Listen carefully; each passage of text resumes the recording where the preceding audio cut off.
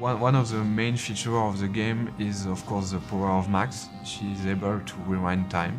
We knew we wanted to do something with the rewind mechanic that we had explored in Remember Me, and we started thinking of what can it mean in another context, and we started to bounce ideas around. Very soon this idea of choice and consequence and being able to rewind them came about. You know, what does choice mean when you're able to rewind through them?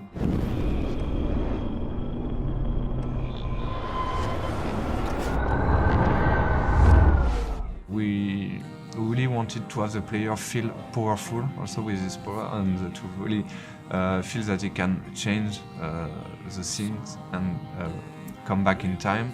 The game could exist without the rewind. It could be an classic adventure game, really interesting, I think, but this new layer allows the player to have a different experience, be able to see the direct consequence of a different choice. You could be happy with the outcome of the first episode, how it ends, and regret maybe later your choices and wish you have do something different. The player will want to have several walkthroughs to make sure they see all the outcomes. When you're dealing with some time travel, you need to define clear rules in order to be sure that it's working within the frame of your story of your game.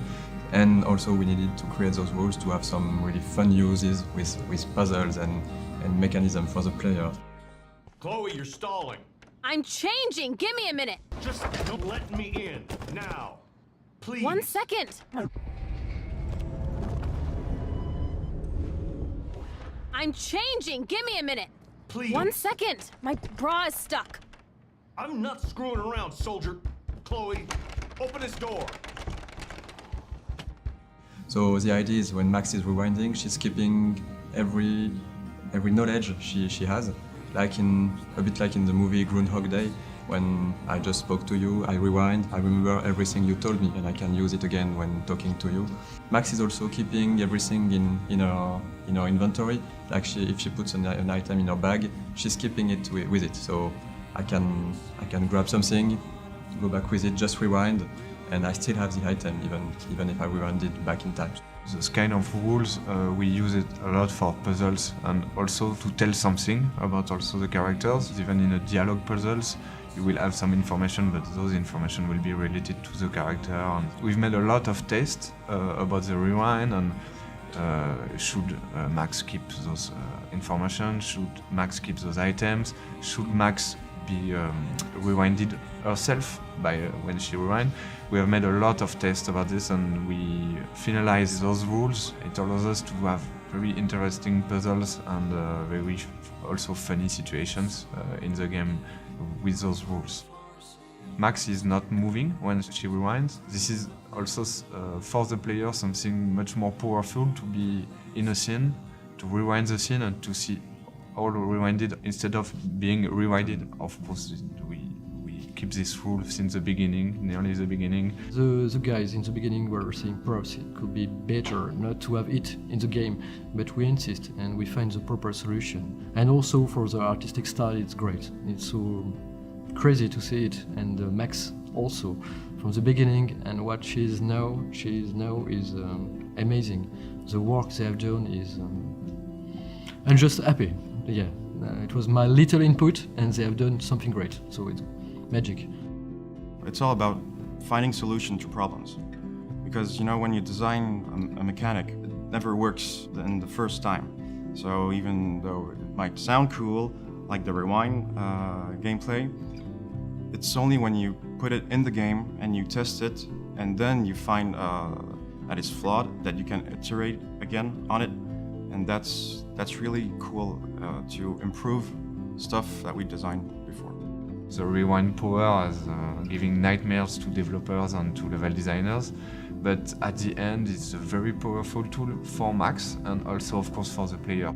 I remember a lot of design discussions the guys had, very complex discussions about the impact of the rewind, what you can do, what you cannot do, how the player will understand the rewind, and yeah, it's a challenge because as this is something that doesn't exist, it's science fiction, you have to make it consistent. At first, when I started production, the scope of the game was pretty small, and we were like only 2 or 3 designers on the team, and by the time, when time passed on, we were like 10 designers, and we cranked really the quality of the game. For the player, using this power is really something unique because you can rewind all a scene, so all the animation of a scene, all the particles, all the effects of a scene, all the sounds of the scene. Can you give me an example of a Man, I photographer cannot who believe perfectly this. captured the human condition in black and white? Okay, if I'm crazy, Anybody? I might as well go all the way. Bueller? Can I actually reverse time? Since Max is a photographer and the visual of the game are linked to this photographic feeling and also nostalgic feeling, for the rewind effect we developed some new post processes and new visual effect looking like the film is burning when you reach the limit of your power, when Max is getting some headaches because she cannot rewind further in time, or when she's rewinding we have this double exposure feeling, like two different times are overlapping or framing at the same moment. So we are using all those visual effects to give a nice feeling with the rewind, to really show the player that is going back in time and to be something that's quite rewarding and really cool to look at when you're rewinding. The camera burn effect is present, and there is an overlay of light leaks like in a broken camera, and it presents a twirl effect. As if the celluloid, the film, is twisted away before burning. We add on top of that a layer of burning, and this is achieved by using screen space particles that overlaps. During this effect, Max is rendered as a blurred ghost, and the blurred effect is composited on top of the scene, but slightly offset, like it was a composition of photography.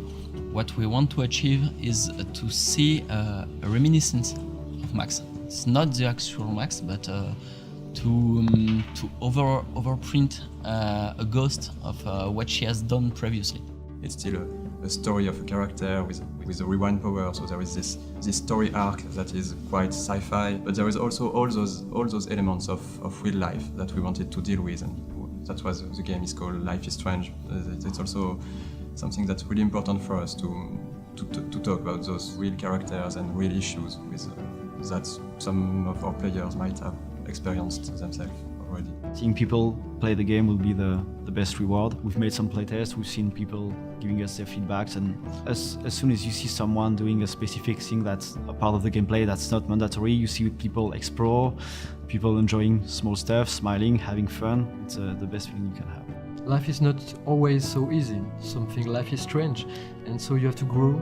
And I think the game will help people grow, and I think it will help also video game to grow in a way. It's perhaps pretentious, but we want to bring the independent video game to our industry, and I think there is a huge place for it, and I think it will be very successful. Thanks to Square Enix, who were the first to believe in the project.